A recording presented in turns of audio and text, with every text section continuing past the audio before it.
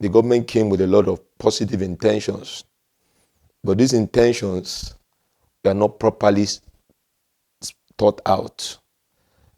I think the government came with a model, possibly the Lagos model, thinking they can come and replicate it in Nigeria, failing to realize that there's a difference between a state and a federation. What could have worked in Lagos may not work in Nigeria because of the dynamics and peculiarity of Nigeria as a nation.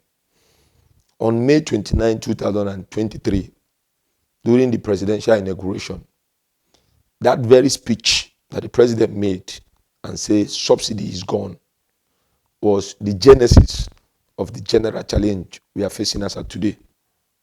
We all agree that subsidy as a regime should go. Nobody is disputing the fact that only a microscopic few have benefited from the scam called subsidy. But in removing subsidy, there should have been certain major things that should have been put in place. This president should have understood very well how the subsidy regime has worked in the previous administration and how he is going to systematically face it out. Let's take the former president, President Muhammadu Buhari. Before he came into power, he clearly stated that subsidy as a regime or subsidy is a scam. But when he came into office, he sustained that scam for 8 years before leaving. So when this administration came, even the month that he came in May 29, we understand that the budgetary allocation for that year had made provision for subsidy till June. But the moment that statement was made, the price of PMS moved from about 160 something naira to over 500 naira. That was the genesis of our problem.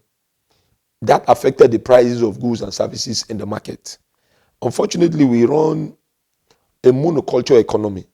And one of the products that usually determine what happened in the economy is the product, the PMS product. Once there's an increase in the product of PMS, you discover that it affects almost every facet of our life. Every other prices of goods and services should be affected. And of course, it should be affected because even the farm produce we have in the rural areas and the farm are moved to this city. And transportation costs definitely will go high. So, and also the idea of floating the naira.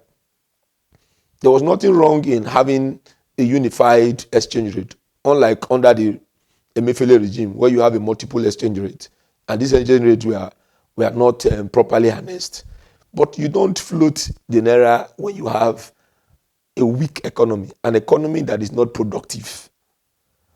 An economy that is not productive, economy that is relying on importation. If your economy was a productive one, then your floating of the naira will have been very, very understandable. But for an economy that is weak and vulnerable, when you float the naira, at the same time remove the price of the subsidy, definitely it will affect these two major economic policies that were taken by the Tinubu administration in 2023 affected the economy of the country generally. And ever since then, the country has been struggling with inflation, struggling with unemployment, struggling with all sorts of challenge, including insecurity. So all this has contributed to making the administration score very low in terms of its performance since its inauguration in 2020.